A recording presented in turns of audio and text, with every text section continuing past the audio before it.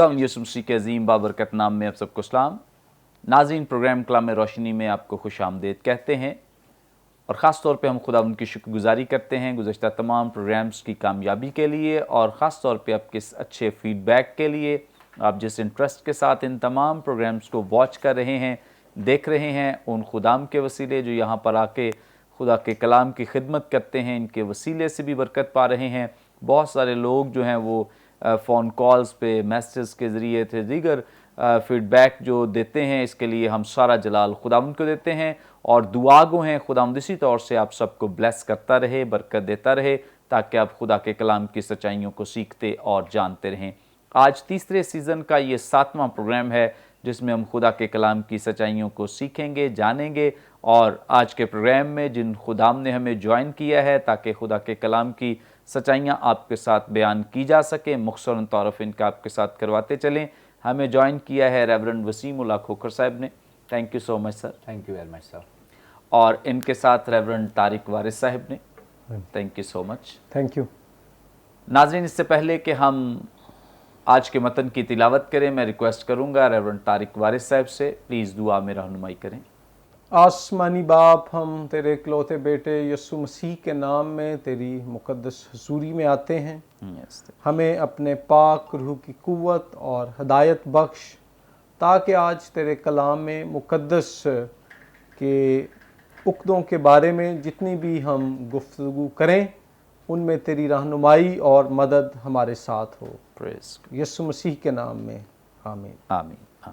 Thank you so much. नाज़रीन, कलाम मुक़द्दस में से अपनी रहनुमाई के लिए हम तिलावत करेंगे नए अहदनामे में से मुक़द्दस लूका की मारिफत लिखा गया इंजीली बयान, इसका पहला बाब, इसकी 29वीं आयत से लेकर 33वीं आयत तक हम खुदावंद के ज़िंदगी बख्श पाक कलाम में से आज के मतन की तिलावत करेंगे। खुदावंद के ज़िंदगी बख्श पाक कलाम में यूं मरकूम है, वो इस कलाम से बहुत घबरा गई और सोचने लगी कि ये कैसा सलाम है। फरिश्ते ने उससे कहा, है मरियम, खौफ न कर, क्योंकि खुदा की तरफ से तुझ पर फजल हुआ है, और देख तू हामिला होगी और तेरे बेटा होगा, उसका नाम यीशु रखना। वो बुजुर्ग होगा और खुदा ताला का बेटा कहलाएगा, और खुदा उसके बाप दाऊद का तख्त उसे देगा, और वो याकूब के घराने पर अब तक बादशाही करेगा, और उसकी बादशाही का आखिर न होगा। कलाम मुक़द्दस के पढ़े सुने जाने पे खुदा उनकी बरकत हो। आमीन।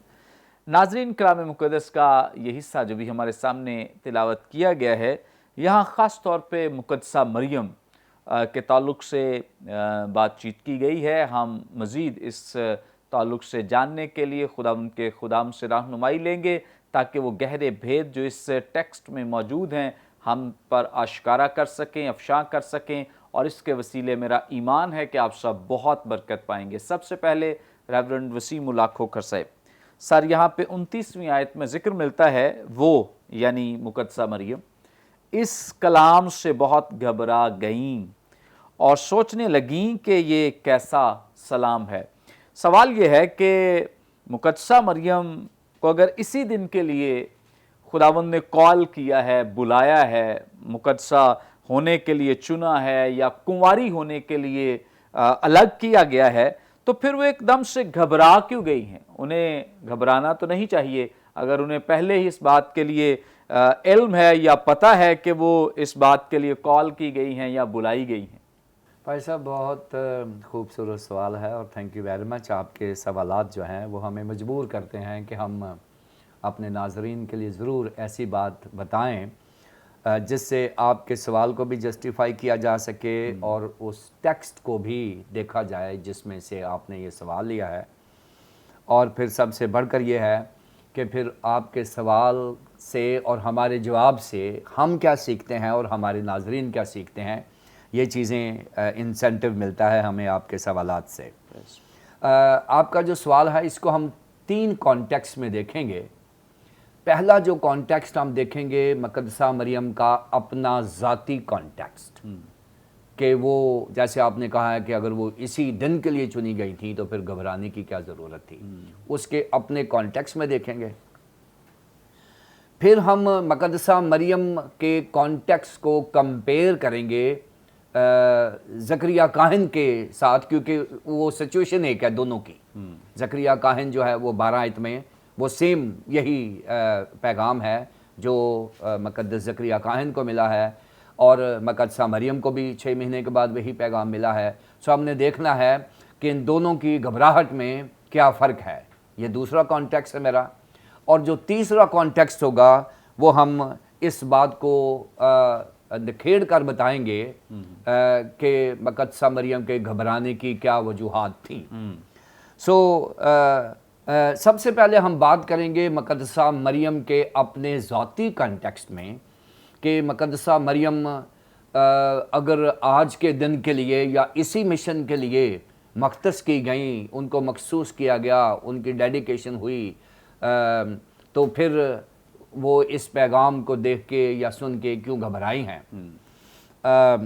پچھلی دفعہ پچھلے پروگرامز میں ہم نے اس پہ بات کی تھی، جس میں فادر ایمینویل آسی بھی تھے.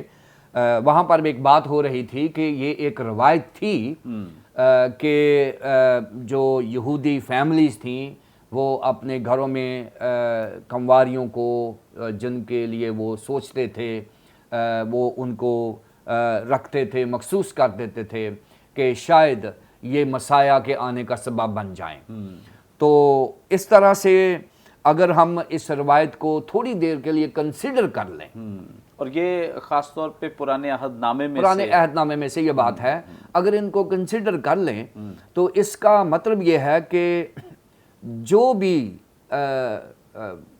بچی، یہودی لڑکی اس بات کے لیے پیدائشی سے مخصوص کی جاتی تھی تو اس کو ایک خاص انوائرمنٹ میں رکھا جاتا تھا تاکہ اس کی جو ڈیولپمنٹ ہے، اس کی جو جسمانی اور روحانی نشو و نما ہے، اس میں کسی قسم کا کوئی سکم نہ رہ جائے، یا اس میں اس کے ایمان میں، اس کی میچورٹی میں، یا اس کی روحانیت کی جو ڈیولپمنٹ ہو رہی ہے اس میں کسی قسم کا فرق نہ رہ جائے.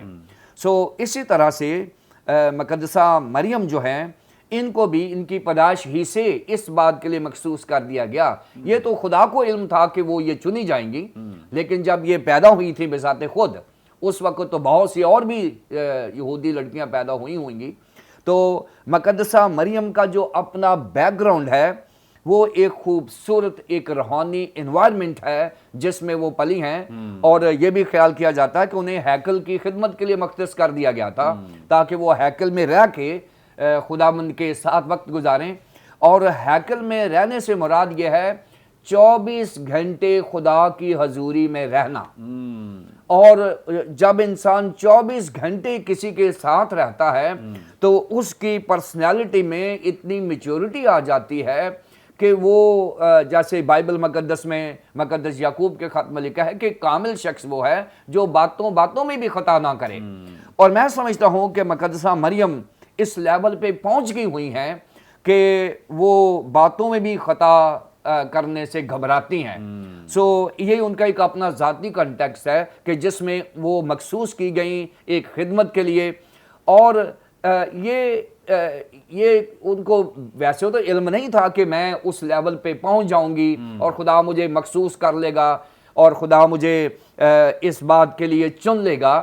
اور اگر آپ دیکھیں اگر 100 لوگوں میں سے یا 1000 لوگ سمجھ لیں، تھوڑے زیادہ نمبر کر لیں، اگر 1000 لوگوں میں سے آپ فرسٹ آ گئے ہیں تو یہ ایک عجوبے والی بات ہے.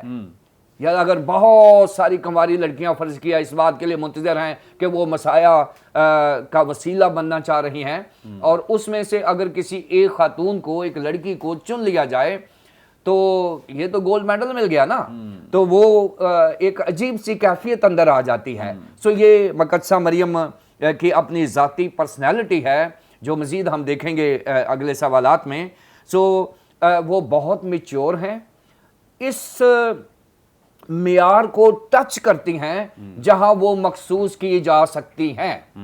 اب یہ میرے ناظرین کے لیے میں بات چاہوں گا، नाज़रीन खुदा चुनता है, आज भी लोगों को चुनता है, जैसे मकद्सा मरियम को अपने ग्रेट मिशन के लिए चुना, आज भी चुनता है, लेकिन चुनता उनको है जिन्होंने चुनने के लिए अपने आप को मखसूस कर दिया है।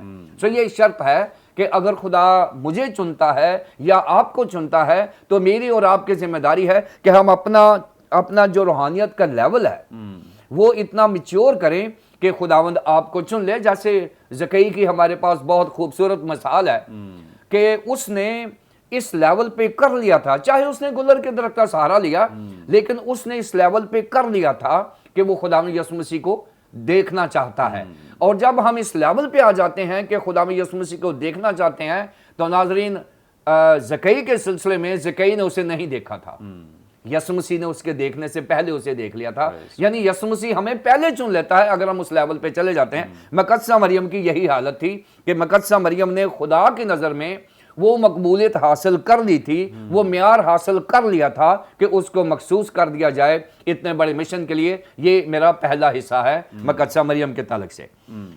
फिर उसके बाद अगर हम 12वीं आयत देखें पहले बाब की, यहाँ लिखा है ज़करिया को जब पैगाम मिला है, लिखा है और ज़करिया देखकर घबराया और उस पर दहशत छा गई, मगर फरिश्ते ने उससे कहा ए ज़करिया खौफ ना कर क्योंकि तेरी दुआ सुन लेगी। अब 29वीं आयत जो मकद्सा मरियम के ताल्लुक से लिखा है, वो इस कलाम से बहुत घबरा गई और सोचने लगी कि ये कैसा सलाम है। फिर फरिश्ते ने उससे कहा ए मरियम खौफ ना कर क्योंकि खुदा की तरफ से तुझ पर फजल हुआ है। सो अब इन दोनों स्टेटमेंट्स को हम कंपेयर कर लें थोड़ी देर के लिए नाजरीन के लिए कि ये जो ज़करिया की घबराहट है, इसके लिए यूनानी ज़बान में तरासो लफ्ज़ इस्तेमाल हुआ है, तरासो। और जो मकद्सा मरियम की घबराहट है, इसके लिए डिया तरासो लफ्ज़ इस्तेमाल हुआ है।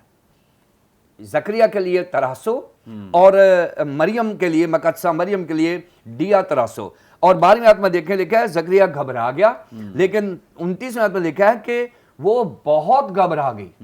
यानी ज़करिया की जो घबराहट है वो मामूली सी है, लेकिन रिजल्ट क्या हुआ है, उस पर दहशत छा गई है।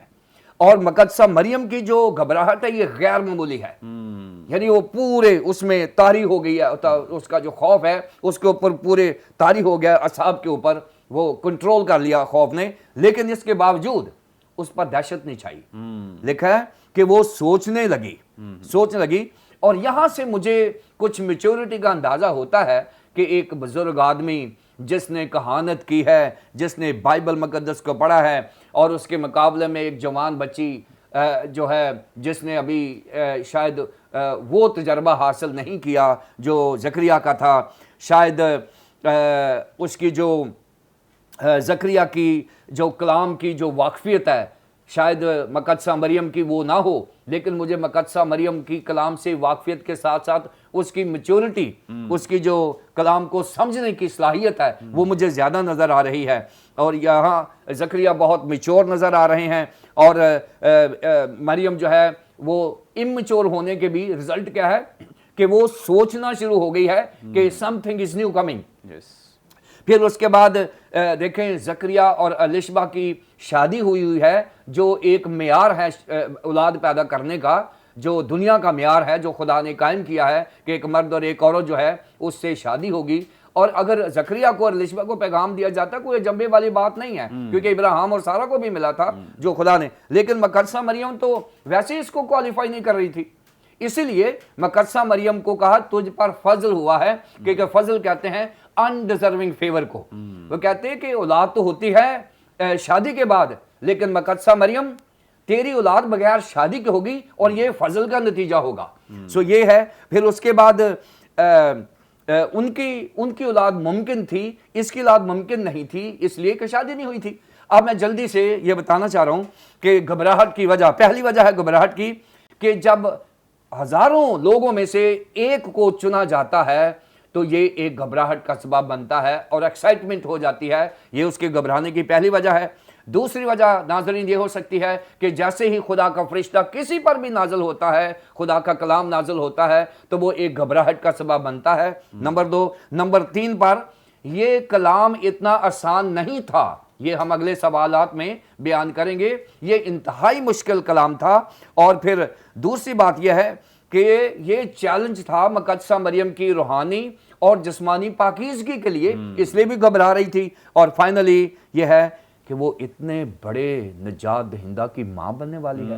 یہ بھی ایک بہت بڑی ذمہ داری اور گھبراہٹ کا سبب تھا. سو ناظرین، اس طرح سے جب ہم لیول پہ پہنچ جائیں گے، میچور ہو جائیں گے، خدا مجھے اور آپ کو اتنے بڑے مقصد کے لیے چن سکتا ہے. Praise God, thank you so مچ. ناظرین، جس طور سے بڑی خوبصورتی کے ساتھ وسیم اللہ کھوکھر صاحب نے اس بات کا جواب دیا، یقیناً جیسے جیسے ہم مقدسہ مریم کی شخصیت پر غور کرتے ہیں اور ہمارے سامنے یہ حقیقت کھل کر واضح ہوتی جاتی ہے کہ کس طور سے خداوند کی فیور ان کے ساتھ رہی ہے اور وہ خداوند کی پاکیزگی میں رہی ہیں، خداوند کے تحفظ میں رہی ہیں، اور ہر طرح سے خدا نے انہیں بلیس کیا ہے، برکت دی ہے، نہ صرف جسمانی طور پر بلکہ روحانی طور پر بھی خداوند نے انہیں بلیس کیا اور برکت دی. آگے بڑھیں گے اور ریورنڈ طارق وارث صاحب سے جانیں گے. طارق صاحب، آپ ہماری رہنمائی فرمائیں. یہاں پہ 31ویں آیت میں ذکر ہے، دیکھ تو حاملہ ہوگی اور تیرے بیٹا ہوگا، اس کا نام یسوع رکھنا. یہاں پہ کچھ چیزیں آپ ہمارے لیے واضح کر دیں ہمارے ناظرین کے لیے. یہودی روایت ہے کہ باپ ہمیشہ نام اناؤنس کرتے تھے جا کر، اور اس کے ساتھ ہم دیکھتے ہیں کہ بہت سارے ناموں کو کلام مقدس کے مطابق خداوند نے خود مداخلت کر کے تبدیل بھی کیا ہے. کچھ ایسے نام ہیں جو براہ راست، جیسے خداوند یسوع مسیح کا نام ہے، یوحنا کا نام ہے، براہ راست آسمان سے فرشتے کے پیغام کے وسیلے سے بھیجے گئے ہیں. تو ان کی امپورٹنس بھی ہمارے سامنے واضح کر دیں کہ خداوند کے نزدیک کیا امپورٹنس ہے، اور اس کے ساتھ ساتھ خداوند یسوع مسیح کا جو نام رکھا گیا ہے، چنا گیا ہے، اس کی کیا وجہ ہے؟ ہاں جی، بہت شکریہ پاسٹر منور خورشید صاحب. یہ بڑا دلچسپ اور اچھا سوال ہے. جب ہم یہودی روایت پر غور کرتے ہیں ناموں کے تعلق سے، بائبل مقدس میں سے بھی اور یہودی ثقافت کی جو تاریخ ہے اس میں سے بھی، تو نام رکھنے کے پیچھے مختلف وجوہات ہوتی تھیں. بعض اوقات نام خصوصی طور پر کسی شخص کو اس لیے دیا جاتا تھا کیونکہ اس میں جو ہے پہچان کا ایشو ہوتا تھا. مثلاً کلام مقدس میں سے جیسے آپ نے ذکر کیا کہ نام تبدیل بھی کیے گئے، نام خدا کی طرف سے دیے بھی گئے. تو ابراہم کا نام ابرام تھا، لیکن خدا نے ابرام سے ابراہم رکھا، جس کا مطلب ہے قوموں کا باپ. اور پہلے وہ بائبل مقدس میں پرانے عہد نامے کے مطابق اپنے باپ کے خاندان میں اس کے ساتھ مل کر بتوں کی پوجا کرتا تھا، لیکن بعد میں وہ زندہ واحد خدا کی عبادت کرنے والا بن گیا. تو جو نام ابراہم تھا اس میں اس عظیم مرد ایمان کی نئی پہچان کا مکاشفہ تھا کہ اب یہ قوموں کا باپ ہے. پہلے یہ بے اولاد تھا، اب یہ قوموں کا باپ بن جائے گا.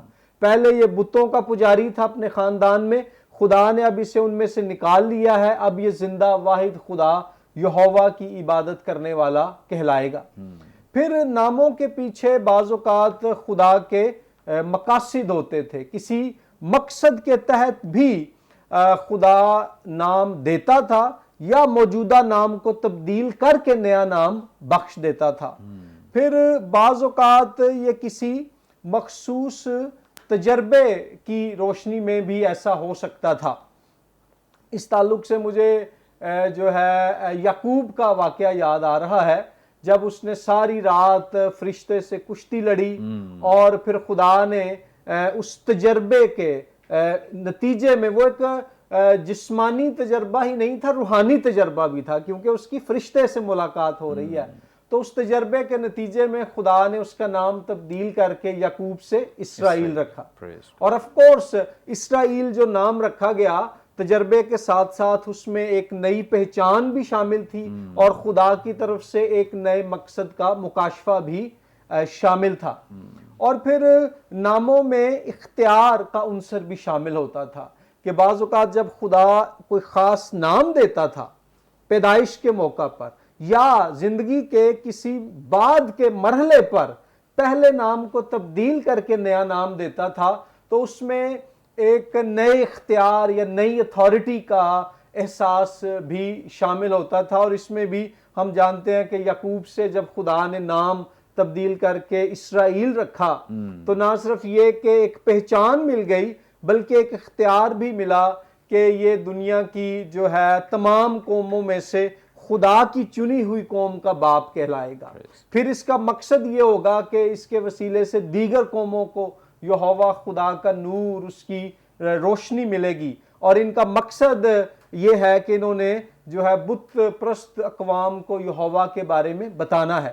سو 4 باتیں میں نے آپ کے سامنے رکھیں.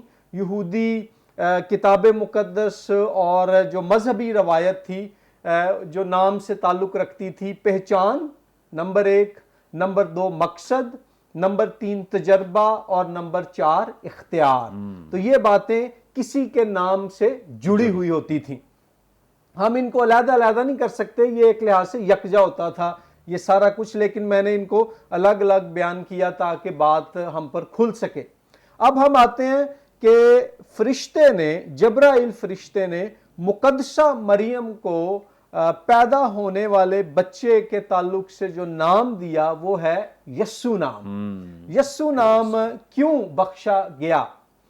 اس سے پہلے کہ اس کو میں بیان کروں، ایک دلچسپ جو ٹیکسچول بات ہے متن میں سے وہ میں آپ کے سامنے رکھنا چاہتا ہوں کہ یہاں لوکا 1:31 میں مقدسہ مریم کو فرشتہ یہ بتا رہا ہے کہ پیدا ہونے والے اس مقدس بچے کا نام یسوع رکھنا ہے. جب آپ کراس ریفرنس استعمال کرتے ہیں اور آپ مقدس متی رسول کی انجیل کے باب نمبر 1 کی آیت نمبر 21 پڑھتے ہیں تو وہاں پر یوسف جب سو رہا ہے تو خداوند کا فرشتہ خواب میں یوسف پر ظاہر ہوتا ہے اور یہی بات یوسف کو بتاتا ہے کہ متی 1:21 میں لکھا ہے اس کے بیٹا ہوگا، یعنی مریم کے بیٹا ہوگا، اور تو اس کا نام یسوع رکھنا کیونکہ وہی اپنے لوگوں کو ان کے گناہوں سے نجات دے گا. سو مقدسہ مریم کو جب وہ جاگ رہی ہے، جب وہ کھلی آنکھوں سے فرشتے کو دیکھتی ہے تو بتایا جاتا ہے کہ لڑکے کا نام، بیٹے کا نام یسوع رکھنا ہے. مقدس یوسف کو جب وہ نیند کی حالت میں ہے، سویا ہوا ہے، تو خواب میں فرشتہ بتاتا ہے کہ اس لڑکے کا نام یسوع رکھنا. اور پھر اگلی آیات میں ہم پروگرام میں اگلے حصے میں دیکھیں گے بھی کہ جو بات فرشتے نے مقدسہ مریم کو اس کی جاگتی ہوئی حالت میں بتائی کہ وہ لڑکا روح القدس کی قدرت سے پیدا ہوگا، متی رسول کی انجیل میں ہمیں پتہ چلتا ہے کہ وہی بات متی 1:20 میں یوسف کو خواب میں بتائی جاتی ہے اسی فرشتے کے وسیلے سے کہ وہ لڑکا روح القدس کی قدرت سے پیدا ہوگا اور اس کا نام یسوع رکھنا. اب سوال ہے کہ کیوں اس کا نام یسوع رکھا گیا؟ پہلی بات جو ہم پہ واضح ہے لوکا کی انجیل اور متی کی انجیل دونوں سے کہ یہ نام جو ہے آسمانی حکم کے مطابق رکھا گیا. اس نام کا چناؤ خدا نے خود کیا، جیسے اس نے ابراہم کے لیے چناؤ کیا کہ وہ ابرام نہیں بلکہ ابراہم ہوگا، یا دیگر ایسی مثالیں ہیں. لیکن یسوع مسیح کی پیدائش کے موقع پر ہی نام ہے، بعد میں تبدیل کرنے کی ضرورت نہیں ہے. اس کی پہچان جب وہ پیدا ہو رہا ہے تب ہی واضح اور جو ہے خدا کے منصوبے کے مطابق مقرر بھی کر دی گئی ہے اور ظاہر بھی کر دی گئی ہے. اور اب یہ جو نام ہے یسوع، عبرانی زبان میں اس کا جو تلفظ ہے وہ ہے یشوا، اور یشوا کا سکولرز کے مطابق 2 بنیادی اس کے معنی بنتے ہیں. ایک ہے کہ یہوہ نجات ہے، اور دوسرا معنی یہ ایک بطور ناؤن استعمال ہو رہا ہے، یہوہ نجات ہے بطور ناؤن، بطور اسم. اور دوسرا اس کا معنی جو عہد عتیق کے علماء ہیں بتاتے ہیں، جو عبرانی زبان کے ماہرین ہیں، وہ ہے یہوہ نجات دیتا ہے۔ تقریباً بات ایک ہی ہے، کچھ اور بھی معنی بتائے جاتے ہیں، لیکن وہ ایسے معنی ہیں جن کا جو کہہ لیں کہ جن کو ماننے والے علماء اقلیت میں ہیں، یہ جو وائڈ سپریڈ اور جو بنیادی بات ہے، سو یہوہ نجات ہے یا یہوہ نجات دیتا ہے۔ اب یہ حقیقت ہمیں کھل جاتی ہے ہم پر متی کی انجیل میں کہ جب یوسف پر یہ بات ظاہر کی گئی کہ اس کا نام یسوع رکھنا، تو آگے لکھا ہے کیونکہ وہی اپنے لوگوں کو ان کے گناہوں سے نجات دے گا۔ سو یسوع نام اس لیے رکھا گیا کیونکہ اس میں یسوع مسیح کی پہچان، مقصد، اختیار اور تجربہ ظاہر کیا گیا ہے، اور وہ پہچان، وہ مقصد، وہ اختیار کیا ہے؟ وہ ہے نجات دہندہ ہونے کی پہچان، نجات دینے کا اختیار، دنیا کو نجات بخشنے کا مقصد، اور اپنی زمینی زندگی میں الٹیمیٹلی صلیب کے تجربے میں سے گزر کر پھر جو ہے اس نجات کا قوم اسرائیل اور تمام بنی نوع انسان کے لیے انتظام کرنے کا منصوبہ۔ اب اس کا تعلق پرانے عہد نامے سے اگین ہے۔ پرانے عہد نامے میں بڑے مختلف طریقوں سے ہم اس کو جوڑ سکتے ہیں۔ میں دو باتیں زیادہ نمایاں آج کرنا چاہتا ہوں۔ ان میں ایک یہ ہے، جیسے کہ میں نے پہلے عرض کیا کہ لفظ یسوع کا مطلب ہے یہوہ نجات ہے یا یہوہ نجات دیتا ہے۔ عبرانی زبان میں یشوع، یہودی لوگوں میں یہ ان کے بنیادی عقائد میں سے ایک نقطہ تھا کہ یہوہ خدا نجات بخشتا ہے، یہوہ خدا منجی ہے، یہوہ خدا نجات دہندہ ہے۔ اور اس تعلق سے دو بڑے واقعات تھے جن کو وہ اپنے سامنے رکھتے تھے یہوہ کے نجات دہندہ ہونے کے لیے۔ ان میں نمبر ایک تھا جب یہوہ خدا نے اپنے زور بازو اور اپنی مافوق الفطرت قدرت سے قوم اسرائیل کو مصر کی 400 سال سے زیادہ عرصے کی غلامی سے آزادی بخشی۔ تو یہوہ ان کا نجات دہندہ بن کر ظاہر ہوا۔ یہوہ نے قوم اسرائیل کے لیے فرعون اور اس کی فوجوں کو شکست دی اور اپنے لوگوں کو مصر کی غلامی سے نکال لیا۔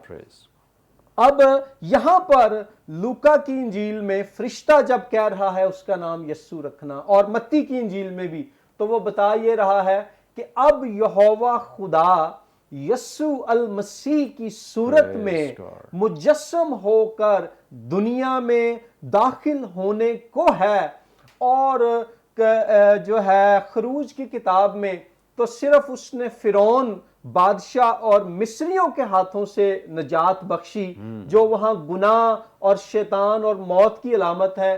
اب نئے عہد میں جو ہے یہوہ یسوع مسیح کی صورت میں گناہ سے نجات دے گا، گناہ کے باعث آنے والی موت سے نجات دے گا، اور جو ہے شیطان کے اختیار سے بھی رہائی دے گا۔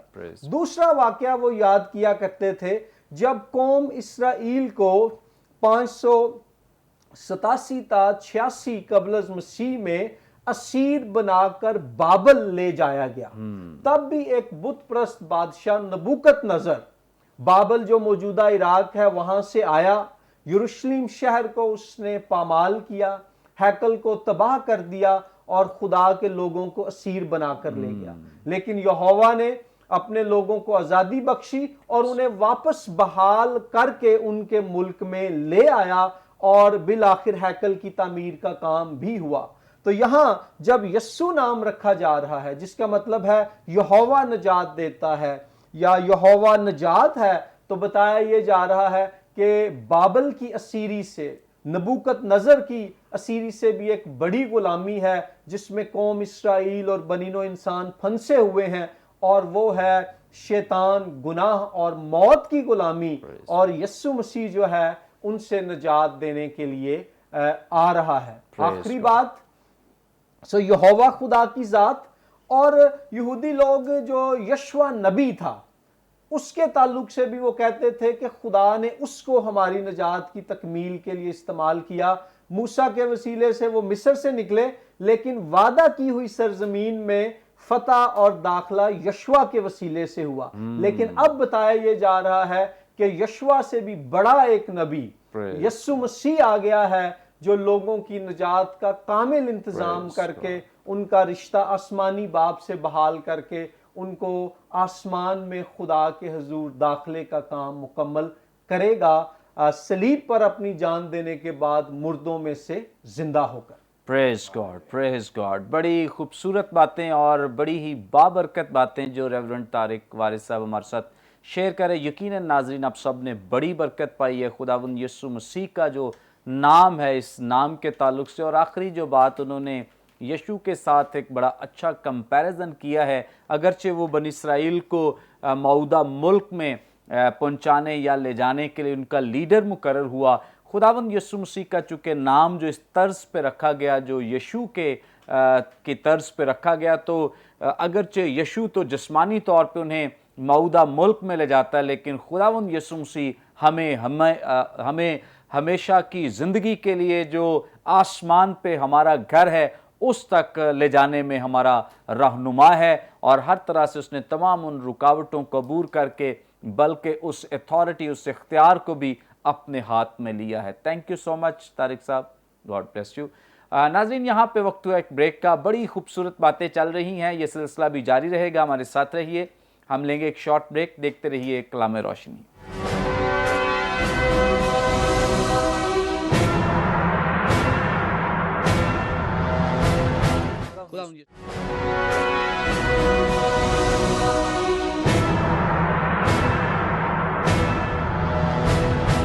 वेलकम बैक नाजरीन, आप देख रहे हैं प्रोग्राम कलाम रोशनी। ब्रेक पर जाने से पहले बड़ी खूबसूरत बाबरकत बातें जो खुदावंद के खुदाम हमारे साथ शेयर कर रहे थे। आगे बढ़ेंगे, रेवरेंड वसीमुल्लाह खोखर साहब से जानेंगे। सर, आप हमारी रहनुमाई फरमाएं।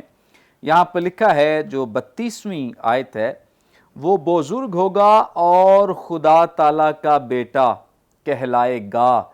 खुदा ताला का बेटा कहलाएगा। बहुत सारे नाकदीन इस बात का सवाल करते हैं, पूछते हैं कि खुदाबंद यीशु मसीह को बेटा कहने का जो एक यहाँ पे हमें इजहार दिखाई देता है, ये कोई नया नहीं है। मतलब यहाँ पे कोई ऐसी नई चीज़ मुतारफ करवाई नहीं गई है।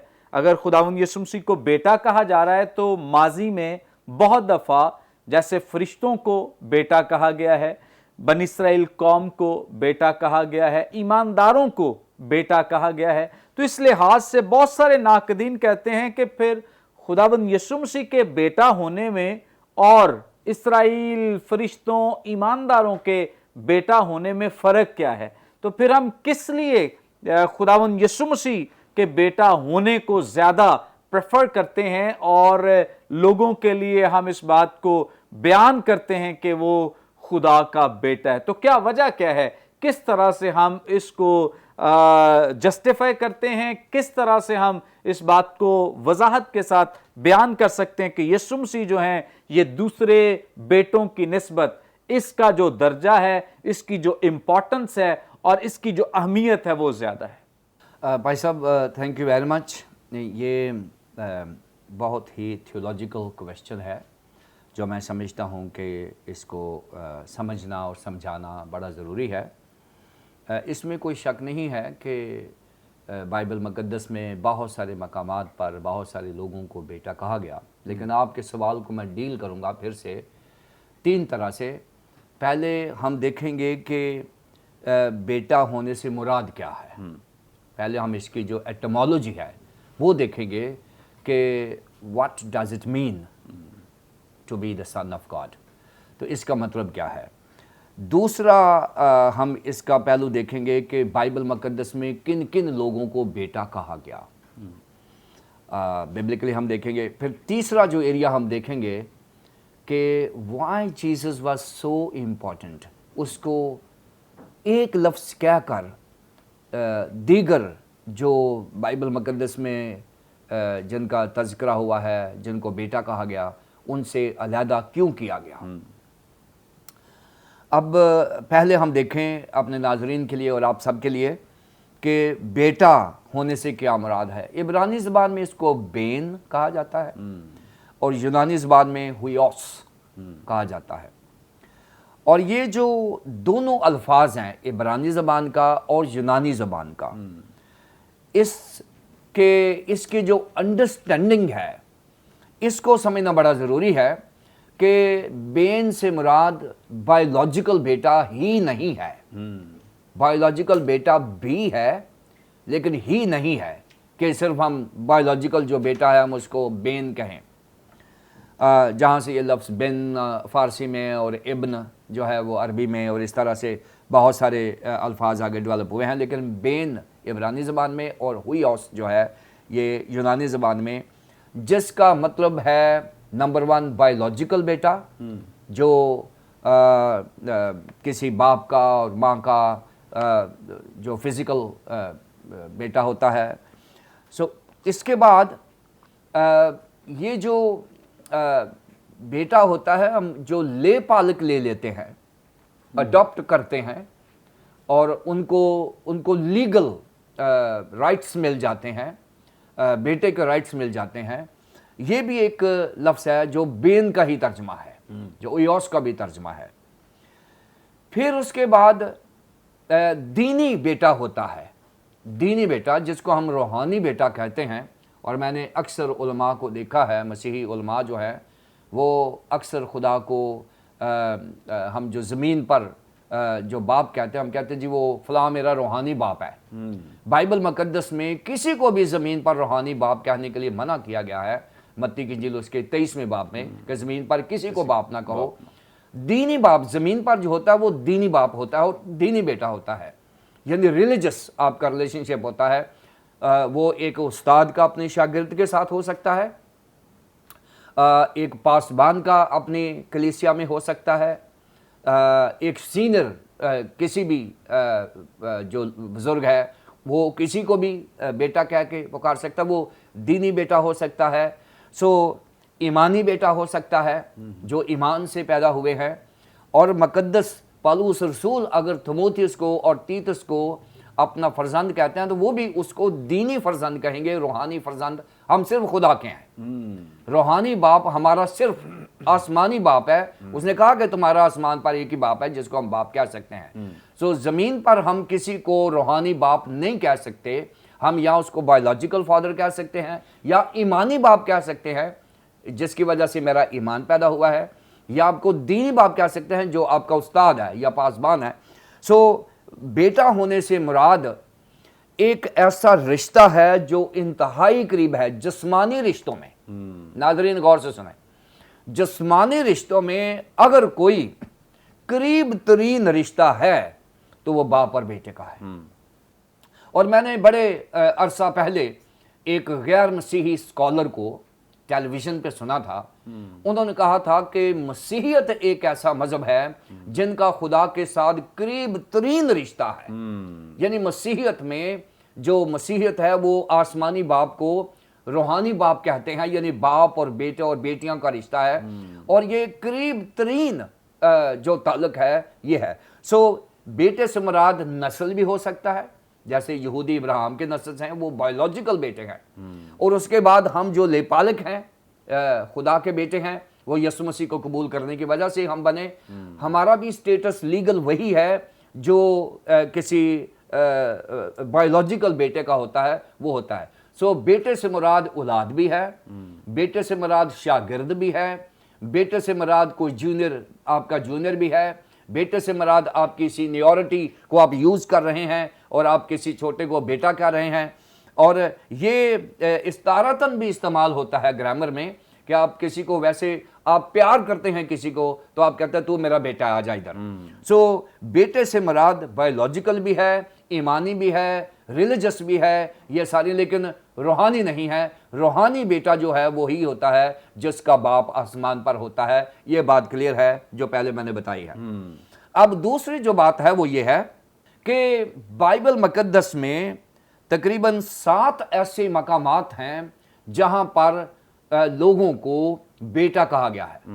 اگر آپ مقدس لوکا کی انجیل کے 3 باب کی 38ویں آیت میں دیکھیں تو جب جینیالوجی چلتی ہے اور آخر میں آدم کی آتی ہے اور لکھا ہے اور وہ خدا کا، اور یہاں پر خدا کا بیٹا آدم کو کہا گیا ہے کیونکہ آدم جو کریٹر ہے، خدا نے آدم کو بنایا ہے، سو اس وجہ سے آدم اور خدا کا رشتہ بھی باپ اور بیٹے کا بائبل مقدس میں بیان کیا گیا ہے، کیونکہ باپ کریٹر ہوتا ہے، باپ پیدا کرتا ہے بچے کو۔ اور پیدائش کے باب کے پہلے باب کے 26ویں 27ویں آیت میں جہاں خداوند نے آدم اور حوا کو بنایا ہے، اور وہ اس کی تصدیق ہوئی ہے مقدس لوکا کی انجیل کے 3 باب کی 38ویں آیت میں، یہ ایک واقعہ ہے۔ اس کے بعد پیدائش کی کتاب کے 6 باب میں آپ چلے جائیں تو وہاں پر 2 آیت میں لکھا ہے اور خدا کے بیٹوں نے انسان کی بیٹیوں سے شادیاں کی، اور وہاں بھی خدا کے بیٹوں کا ذکر کیا گیا ہے، اور یہ شاید 3 قسم کے اس کی ایکسپلینیشنز ہیں، تشریح ہے۔ پہلی بات تو یہ ہے کہ اسکالرز اس بات میں متفق ہیں کہ 3 ریزنز ہو سکتی ہیں۔ پہلی بات کہ سیت کی اولاد کو خدا کے بیٹے کہا گیا ہے اور قائن کی اولاد کو انسان کے بیٹے کہا گیا ہے، یہ نمبر 1 ہے۔ نمبر 2 پہ اسکالرز اس بات پہ بھی متفق ہیں کہ شاید جو فرشتگان ہیں جو زمین پر سرورس کرنے کے لیے آتے ہیں انہوں نے انسان کی بیٹیوں سے شادیاں کر لی ہیں، اور یہ ان کو کیونکہ فرشتگان کو بھی خدا کے بیٹے کہا گیا ہے۔ پھر تیسرا خیال جو زیادہ عام ہے وہ یہ ہے کہ وہ لوگ جو اس وقت کے راست باز لوگ تھے، رائچس قسم کے لوگ تھے، جو بائبل کے اور خدا کے معیار پر پورے اتر تھے، انہوں نے دنیا دار ہو کر انسان کی بیٹیوں سے شادی کر لیں۔ یہ پیدائش 6 باب کی 2 آیت میں ان لوگوں کو بھی خدا کے بیٹے کہا گیا۔ پھر اگر آپ جیسے آپ نے ذکر کیا خروج کی کتاب کے 4 باب کی 22ویں آیت میں دیکھیں، وہاں اسرائیل کو کہا گیا ہے کہ اسرائیل میرا بیٹا ہے، تو اس کو جانے دے۔ اور پھر اس کے بعد زبور اگر آپ 89 میں چلے جائیں 26ویں آیت سے 28ویں آیت تک، وہاں مقدس داؤد کو خدا کا بیٹا کہا گیا ہے۔ پھر اس کے بعد اگر آپ 2 سموئیل 7 باب کی 13ویں اور 14ویں آیت میں دیکھیں، وہاں داؤد کے بیٹے سلیمان کو خدا کا بیٹا کہا گیا ہے۔ پھر اس کے بعد اگر آپ زبور 82 زبور کی آپ 6 آیت میں دیکھیں، وہاں جو بادشاہ اور قاضی تھے ان کو بھی خدا کا بیٹا کہا گیا ہے۔ اور یہ جو چیزیں ہیں میں نے آپ کے سامنے بتائیں، اور پھر فائنلی 7ویں جگہ پہ متی کی انجیل کے 3 باب کی 17ویں آیت میں، اور پھر 17ویں باب کی 5ویں آیت میں 2 دفعہ خدا باپ نے خداوند یسوع مسیح کو خدا کا بیٹا کہا ہے۔ ایک جو بپتسمے کا واقعہ ہے کہ کہا کہ یہ میرا پیارا بیٹا ہے جس سے میں خوش ہوں۔ اب یہ ایک اچھوتا سا بیان ہے کہ جتنے پہلے میرے بیٹے تھے، داؤد بھی تھا، اس سے بھی غلطی ہو گئی، یہ جو بیٹے خدا کے بیٹوں نے انسان کے بیٹوں نے شادیاں کی، 7 گناہ بھی لکھ دیا ہے۔ پھر اس کے بعد سلیمان، اور بتایا گیا کہ اسرائیل کی بھی بات ہوئی ہے کہ ان کو بیابان میں 40 دن کے لیے چھوڑا، اور وہ 40 سال تک بیابان میں وہ خراب ہوتے رہے اپنے بے ایمانی کی وجہ سے۔ سو بادشاہ اور قاضی بھی جو کاملیت کا درجہ وہ حاصل نہیں کر سکے۔ اور جب خداوند یسوع مسیح، تیسرا میرا حصہ ہے کہ خداوند یسوع مسیح کو جب خدا کا بیٹا کہا گیا ہے تو یہاں پر 32 آیت میں آپ نے پڑھا ہے کہ وہ بزرگ ہوگا۔ 32 آیت میں لکھا ہوا ہے کہ وہ بزرگ ہوگا اور خدا تعالیٰ کا بیٹا کہلائے گا، اور خداوند خدا اس کے باپ داؤد کا تخت اسے دے گا۔ اب یہ جو لفظ بزرگ ہے یہ بہت بڑا لفظ ہے، اور جب خدا نے مجھے اس بزرگ کی کامنٹری مجھے دی تھی، میں نے اس وقت اپنی دعا میں خدا کے لیے بزرگ لفظ استعمال کرنا شروع کر دیا تھا۔ بزرگ ہوتا ہے کہ بہت ساری چیزوں میں سے ایک کو نکال کے بڑا کر دینا، یعنی بہت سارے جو فرسٹ آ جاتا ہے، جو گولڈ میڈلسٹ ہو جاتا ہے، بہت سارے نبی ہوں ان میں سے ایک نکال دیا جائے۔ اب یہ بہت سارے بیٹے ہیں جن کا ذکر بائبل مقدس میں لیا گیا ہے، ان سب میں سے نکال کے اس کو بزرگ کر دیا گیا، بزرگ و برتر بڑا کر دیا گیا ہے۔ اور یعقوب کے خط میں خدا کو بھی بزرگ کہا گیا۔ اس نے کہا کہ بہت سارے دنیا میں خدا ہیں، لوگوں کے اپنے اپنے کانسیپٹ ہے خدا کے بارے میں، لیکن جو بائبل کا خدا ہے وہ بزرگ خدا ہے، وہ تمام خداؤں سے بڑا خدا ہے، اس لیے کہ یہ وہ خدا ہے جس نے زمین اور آسمان کو خلق کیا ہے۔ اور یہاں پر خداوند یسوع مسیح کو بزرگ کہہ کر وہ بزرگ ہوگا، یعنی وہ بائبل کے دیگر جن کا ذکر کیا گیا ہے بیٹوں کا، جو میں نے بتایا گیا ہے، ان میں سے وہ اوپر ہوگا۔ اس کی وجہ یہ ہے کہ یہ جتنے بیٹے پہلے ذکر کیا گیا ہے یہ اپنے اپنے مشن میں کامیاب نہیں ہوئے، اور یہ جو بزرگ ہے اس کو اس لیے بزرگی ملی ہے کہ اس کو 40 دن کا کام ملا، 40 دن میں اس نے مکمل کر دیا اور ابلیس پر فتح حاصل کی۔ پھر جو مشن اس کو ملا اس نے صلیب پہ جا کے مکمل کیا، اور تیسرے دن زندہ ہو کر اس نے شادیانہ فتح کا شادیانہ بجایا۔ سو لہٰذا یہ جو بزرگی ہے کہ اس میں خوش ہوں۔ دیکھیں کسی بیٹے پر بائبل مقدس میں جو خدا نے کوشش کی ہے کہ اپنے بیٹے وہاں ڈیولپ کرے، لیکن ان سے خوش نہیں ہوا، لیکن یہ وہ بیٹا ہے جس سے خدا خوش ہے۔ اور پھر ایمانداروں کو 17ویں باب کی 5ویں آیت میں جب فائنل مشن ہو گیا، جب وہ مصلوبیت سے پہلے خدا نے کہا کہ یہ میرا پیارا بیٹا ہے، اب اس کی سنو، اب کسی اور کو نہ سننا، اس سے میں خوش ہوں۔ پہلے کہا گیا اس سے میں خوش ہوں، یہ میرا کام کر کے دکھائے گا۔ جب اس نے کام کر کے دکھا دیا تو 17 باب کی 5ویں آیت میں خدا نے کہا کہ یہ میرا پیارا بیٹا ہے، اب اس کی سنو، اب کسی اور کو سننے کی ضرورت نہیں ہے۔ سو ناظرین، فائنلی یوحنا 1:12 میں، یوحنا کی انجیل اس کے پہلے باب کی 12ویں آیت، جتنوں نے بزرگ یسوع کو قبول کیا اس نے انہیں خدا کے بیٹے اور بیٹیاں بننے کا حق بخشا۔ سو ہم بزرگ نام کی وجہ سے، خداوند یسوع مسیح کی وجہ سے ہم وہی مقام حاصل کرتے ہیں جو خداوند یسوع مسیح کا ہے، کیونکہ اگر وہ وارث ہے، بیٹا ہے، تو وہ وارث بھی ہے، اگر ہم بیٹے اور بیٹیاں ہیں تو وارث بھی ہیں۔ آئیے ناظرین اس سکسیشن میں چلے جائیں، اس لائن میں لگ جائیں کہ خداوند یسوع مسیح کو اپنا نجات دہندہ قبول کر کے ہم بھی بیٹے اور بیٹیاں بن جائیں، اور اگر ہم بیٹے اور بیٹیاں ہیں تو ہم اس روحانی وراثت کے مالک ہیں جو خدا نے ہمیں دی ہوئی ہے۔ Praise God, praise God, thank you so much. اور اسی بات کو مقدس پالوس رسول بھی بیان کرتے ہیں کہ جو مسیحی لوگ ہیں، ایماندار ہیں، وہ خدا کے بیٹے اور بیٹیاں بن جاتے ہیں جب وہ خداوند یسوع مسیح کو قبول کرتے ہیں۔ اور یقیناً خداوند یسوع مسیح کے تعلق سے جو بھی میں نے سوال کیا تھا، بہت سارے لوگ کہتے ہیں فرق کیا ہے، سارے بیٹے ہیں، خداوند یسوع مسیح بھی بیٹے ہیں۔ بڑی وضاحت کے ساتھ اس کو بیان کیا گیا کہ فرق کیا ہے، کیوں اس منفرد کہا گیا ہے خداوند یسوع مسیح کو، اپنی بزرگی کی وجہ سے، اپنے اس مشن کی وجہ سے، کام کی وجہ سے، اور اسی طور سے یہ بھی کہا گیا ہے کہ وہ اکلوتا بیٹا ہے۔ اس کا مطلب ہے کہ اس جیسا کوئی اور نہیں ہے، صرف اکلوتا اکیلا ہے، اور دیگر جو بیٹے ہیں وہ ایسے نہیں ہیں۔ ان کو ضرور یہ درجہ دیا گیا ہے، لیکن جو درجہ خداوند یسوع مسیح کے پاس ہے وہ کسی اور کے پاس نہیں۔ اور بہت دفعہ جب ہم کہتے ہیں کہ خداوند یسوع مسیح جو ہیں یہ خدا کے بیٹے ہیں، تو بہت دفعہ لوگ ناقدین اس بات کا سوال کرتے ہیں کہ خدا نے شادی کی تھی یا خدا نے اس طرح سے کوئی فعل کیا۔ تو اس طرح کے سوالات جو کہ ذو معنی یا کہہ لیں کہ من گھڑت قسم کے سوالات ہیں، ان کی طرف چلے جاتے ہیں، کیونکہ جیسے ہی وسیم صاحب جیسے ہمارا ہم سنتے ہیں یسوع مسیح خدا کا بیٹا تو ہم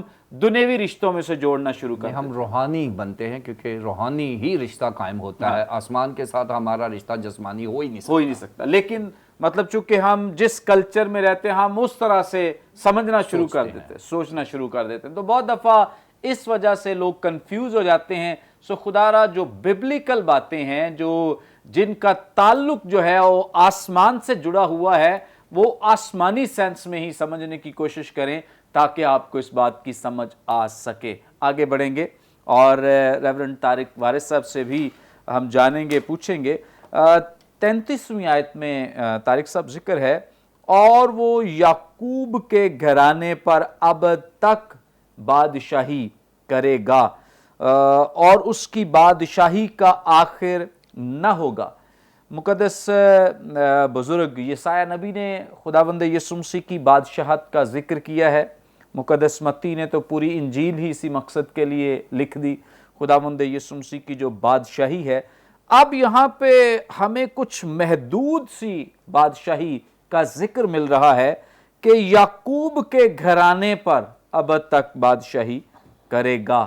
تو یہاں پہ وضاحت فرما دیں کہ کیا خداوند یسوع مسیح کی جو بادشاہی ہے یہ صرف ایک حلقے تک محدود ہے، یا کہ یہ بادشاہی جو ہے یہ پوری دنیا پر محیط ہے؟ اس کی وضاحت فرما دیں پلیز۔ ہاں جی، یہ ایک بڑا دلچسپ سوال ہے اور پرانا سوال ہے۔ بعض اوقات غیر مسیحی لوگ بھی یہ سوال اٹھاتے ہیں، وہ لفظ بادشاہ کی جگہ لفظ نبی استعمال کرتے ہیں کہ کیا حضرت یسوع المسیح صرف قوم اسرائیل کے نبی تھے یا پوری دنیا، پورے عالم، سارے جہاں کے لیے وہ آئے؟ ابھی جب گفتگو جہاں سے ختم ہوئی اسی کو آگے بڑھائیں تو پادری وسیم اللہ کھوکھر صاحب بات کر رہے تھے یسوع المسیح کے خدا کا بیٹا ہونے کے بارے میں، اور مقدس لوکا کی انجیل کا جو پہلا باب ہے اور اس کی جس آیت کا آپ نے حوالہ دیا، آیت نمبر 33 اور اس سے پہلے کی آیت نمبر 32، وہ ہمیں بتاتی ہیں کہ یہ بیٹا جو پیدا ہوگا یہ بادشاہ ہوگا، ہی ول بی اے کنگ۔ تو اب اس کا ایک کام، اس کی ایک پہچان، ایک اختیار اور ایک مقصد یہ ہوگا کہ وہ ایک بادشاہ ہوگا۔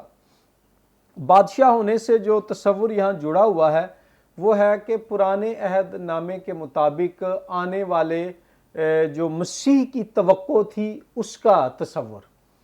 یونانی زبان میں اس کو کرسٹوس کہتے ہیں، عبرانی میں مشایا کہتے ہیں، اور یہودی جو تھیولوجی تھی اس میں یہ تھا کہ جب خدا کا مسیح آئے گا، جب مشایا یا کرسٹوس آئے گا، یعنی کہ وہ جس کو خدا نے مسح کیا ہوگا، جس کو اس نے چنا ہوگا، جسے اس نے مقرر کیا ہوگا، جب وہ آئے گا تو وہ دو کام اس میں بڑے نمایاں ہوں گے۔ ایک یہ ہے کہ ہی ول بی اے کنگ، وہ بادشاہ ہوگا، اور دوسرا ہے ہی ول بی اے سیویئر، وہ نجات دہندہ ہوگا۔ تو یہاں ہمارا اس سوال میں فوکس خداوند یسوع مسیح کے بادشاہ ہونے پر ہے۔ اب یہ جو بادشاہ ہونے کا معاملہ ہے، یہ آیات نمبر 32 اور 33 مقدس لوکا کی انجیل کے پہلے باب میں، ان کے پس منظر میں عہد عتیق کے مختلف حوالہ جات ہیں جن کا یہاں براہ راست ذکر نہیں ہے، لیکن ان بیانات کی جو الہیاتی جڑیں ہیں وہ ان حوالہ جات میں ہیں، یا جو الہیاتی بنیادیں ہیں پرانے عہد نامے میں، ان میں ایک ہے زبور 2، جس میں قوم اسرائیل کے بادشاہ کے بارے میں یہوہ خدا فرماتا ہے کہ تو میرا بیٹا ہے، آج تو مجھ سے پیدا ہوا، اور لکھا ہے کہ قوم کے بادشاہ تیرے خلاف کھڑے ہو گئے، لیکن میں نے جو ہے قوموں کی حکمرانی کے لیے تجھے مقرر کیا ہے۔ پھر دوسرا سیموئل 7ویں باب کی آیت نمبر 14 سے آنورڈ اگر آپ پڑھیں تو وہاں پر داؤد بادشاہ سے وعدہ کیا گیا ہے کہ تخت جو ہے اس کے خاندان سے کبھی جدا نہ ہوگا، اور اگر آپ دیکھیں تو آیت نمبر 32 میں لکھا ہے، آیت نمبر 33 میں یعقوب کا ذکر ہے لیکن آیت نمبر 32 میں داؤد کا ذکر ہے کہ خدا اس کے باپ داؤد کا تخت اسے دے گا۔ سو یہ تو بڑا واضح ہے کہ یہ جو لڑکا پیدا ہونے کو ہے، یہ بیٹا جو آنے کو ہے، یہ قوم اسرائیل سے خدا نے جو وعدہ کیا تھا کہ ممسوح بادشاہ آئے گا، یہ وہ ہوگا۔ اور اسی بات کو پھر مزید کھولنے کے لیے آیت نمبر 33 میں لکھا ہے کہ وہ یعقوب کے گھرانے پر، یعقوب کے گھرانے سے یہاں مراد ہے قوم اسرائیل، کیونکہ یعقوب کا نام خدا نے تبدیل کر کے اسرائیل رکھا، اور یہاں گھرانے سے مراد صرف اس کے 12 بیٹے نہیں ہیں بلکہ آگے ان کی ساری اولاد، یعنی پوری قوم اسرائیل۔ سو بڑا واضح ہے کہ خداوند یسوع مسیح ابن خدا نے قوم اسرائیل کا بادشاہ ہونا تھا۔ لیکن جس طرح سے ہمارے غیر مسیحی دوست یہ سوال پوچھتے ہیں، اس آیت کی روشنی میں لوگوں کے ذہنوں میں آج بھی آ سکتا ہے کہ کیا خداوند یسوع المسیح صرف قوم اسرائیل کا بادشاہ ہونے کے لیے بھیجے گئے یا مقرر کیے گئے؟ اس کا جواب ہے کہ آغاز قوم اسرائیل سے ہوا، مگر منزل جو ہے وہ ساری دنیا ہے۔ یہ ایسے ہی ہے جیسے اگر آپ پیدائش کی کتاب پڑھیں تو باب نمبر 12 اس کی پہلی 3 آیات میں خدا جب ابراہیم کو بلاتا ہے تو وہ کہتا ہے کہ تیرے وسیلے سے زمین کے تمام گھرانے برکت پائیں گے۔ اب ابراہیم سے اسحاق پیدا ہوا، اسحاق سے یعقوب پیدا ہوا، یعقوب کا نام خدا نے تبدیل کر کے اسرائیل رکھا، اسرائیل کے آگے 12 بیٹے تھے، ان کی اولاد اسرائیل کے 12 قبیلے کہلائے، اور پھر جیسے جیسے وہ اولاد بڑھتی چلی گئی وہ اجتماعی طور پر قوم اسرائیل کہلائے۔ ان میں سے خداوند یسوع مسیح جو ہیں یہودا کے قبیلے میں سے پیدا ہوئے تاکہ خدا کے اس وعدے اور مقصد کو پورا کریں جس کا اظہار خدا نے ابراہیم سے کیا تھا کہ تیرے وسیلے سے، تیری نسل کے وسیلے سے زمین کے تمام گھرانے یعنی تمام اقوام برکت پائیں گے۔ اور اس کا ذکر آپ کو مقدس پولس رسول کے گلتیوں کے نام خط میں بھی ملتا ہے کہ آج جب لوگ خداوند یسوع المسیح پر ایمان لاتے ہیں کہ وہ خدا کی طرف سے بھیجا ہوا مسیح ہے یعنی بادشاہ اور نجات دہندہ ہے، تو وہ لوگ ابراہیم کے گھرانے میں ایمان کے وسیلے سے روحانی طور پر شامل ہو جاتے ہیں اور خدا کی برکتیں پاتے ہیں۔ اس تعلق سے لوکا کی انجیل ہی میں سے یہ بات واضح ہے، یہ میرا آخری نقطہ ہے لوکا کی انجیل کے تعلق سے۔ مثلاً آپ دیکھیں شمعون بزرگ جو ہیں، جب خداوند یسوع مسیح پیدا ہو جاتے ہیں تو شمعون بزرگ روح القدس کی رہنمائی میں ہیکل میں یہ نبوت کرتا ہے۔ یہ لوکا 30 تا 32 آیات میں ہے، وہاں میں پورا نہیں پڑھوں گا، وہاں لکھا ہے، وہ کہتا ہے کہ میری آنکھوں نے تیری نجات دیکھ لی، یعنی یسوع مسیح کو دیکھ لیا، جو تو نے سب امتوں کے روبرو تیار کی ہے تاکہ غیر قوموں کو روشنی دینے والا نور اور تیری امت اسرائیل کا جلال بنے۔ خداوند یسوع مسیح بادشاہی کا آغاز خدا کی امت اسرائیل سے کر رہے ہیں، لیکن اس بادشاہی کا نور، اس کی روشنی، اس کی پہنچ، اس کی رسائی جو ہے وہ دنیا کی تمام اقوام تک ہوگی۔ اور لوکا اس بات کو آگے اور مزید کھولتا ہے۔ یوحنا بپتسمہ دینے والا جب اپنی خدمت شروع کرتا ہے تو لوکا 3:6 میں جو ہے اس کے بارے میں بیان کیا گیا ہے کہ وہ یسایہ 40ویں باب میں وعدے کو پورا کر رہا ہے، اور لکھا ہے وہاں کہ ہر بشر خدا کی نجات دیکھے گا، یعنی یوحنا بپتسمہ دینے والا نجات دہندہ کی راہ تیار کرنے آیا ہے، اور وہ بتا رہا ہے کہ اس کے وسیلے سے ہر بشر نجات کو دیکھے گا، یعنی یہ بادشاہ خدا کی حکمرانی کو، اس کی حاکمیت کو، اس کے مخلصی کے کام کو دنیا کی تمام اقوام میں نافذ کرے گا۔ اس کے بعد آپ یسوع المسیح کی خدمت میں دیکھیں، وہ قوم اسرائیل کی حدود میں سے نکلے اور انہوں نے دیگر اقوام میں خدا کی بادشاہی کا پیغام سنایا۔ رومی صوبے دار کے نوکر کو شفا دی، سامری لوگوں کے علاقے میں وہ داخل ہوئے، اور اس کے علاوہ کئی اور واقعات ہیں جن کا میں ذکر نہیں کروں گا، وقت محدود ہے۔ لیکن جو کلائمیکس ہے، یہاں دیکھیں لوکا پہلے باب میں لکھا ہے کہ یعقوب کے گھرانے پر بادشاہی کرے گا۔ مقدس لوکا کی انجیل کا آپ آخری باب جو باب نمبر 24 ہے، اگر اس میں آئیں، جب خداوند یسوع المسیح مصلوبیت کے تجربے میں سے اور تدفین کے عمل میں سے گزر کر تیسرے دن مردوں میں سے زندہ ہو جاتے ہیں، تو آسمان پر اٹھائے جانے سے پہلے وہ لوکا 24:47 میں کیا فرماتے ہیں؟ یہاں لکھا ہے، وہ اپنے شاگردوں سے کہتے ہیں، اور یروشلیم سے شروع کر کے سب قوموں میں توبہ اور گناہوں کی معافی کی منادی اس کے یعنی یسوع کے نام سے کی جائے گی۔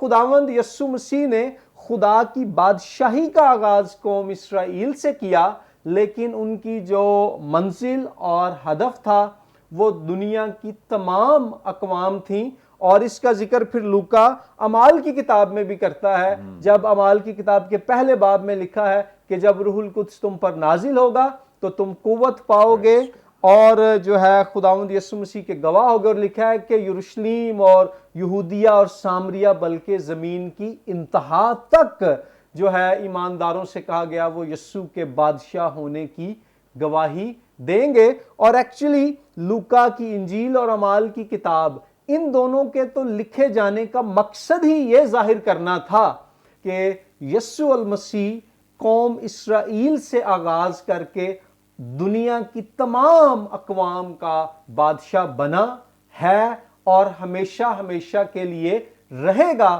اور وہ ایسا بادشاہ ہے جو صرف ایک بادشاہ نہیں بلکہ خاص وہ بادشاہ ہے جو بادشاہوں کا بادشاہ ہے۔ تھینک یو سو مچ۔ ناظرین، بڑی خوبصورت بابرکت باتیں اور بڑی زبردست ٹیچنگ جو آج ریورنڈ وسیم اللہ کھوکھر صاحب اور ریورنڈ طارق وارث صاحب کے وسیلے سے ہم سب نے لی ہے اور سنی ہے، یقیناً آج کا یہ پروگرام آپ سب کے لیے بڑا بابرکت رہا ہے۔ ابھی بھی اس پروگرام کے تعلق سے کوئی آپ کا سوال ہو، اسکرین پہ دیے گئے نمبرز ڈائل کریں، اپنا سوال ہم تک پہنچا سکتے ہیں۔ کوئی دعا یا درخواست ہو ضرور ہمیں دے سکتے ہیں، کوئی ٹیسٹمنی ہو ضرور ہمارے ساتھ شیئر کر سکتے ہیں۔ اسی طور سے ہمارے یہ تمام پروگرامز آپ یوٹیوب پہ واچ کر سکتے ہیں۔ یوٹیوب پہ واچ کرنے کے لیے برکت ٹی وی آفیشیل کے نام سے ہمارا چینل ہے، ضرور اس چینل کو سبسکرائب کریں، دوسروں کے ساتھ شیئر کریں تاکہ زیادہ سے زیادہ لوگ خدا کے کلام کو سیکھ سکیں۔ تھینک یو سو مچ سر، آپ نے اپنا قیمتی وقت دیا۔ Thank you. ناظرین، ہمیں اجازت دیجیے، آئندہ ایک نئے پروگرام کے ساتھ دوبارہ آپ کی خدمت میں حاضر ہوں گے۔ تب تک کے لیے اجازت دیجیے، دیکھتے رہیے برکت T V. God bless you all.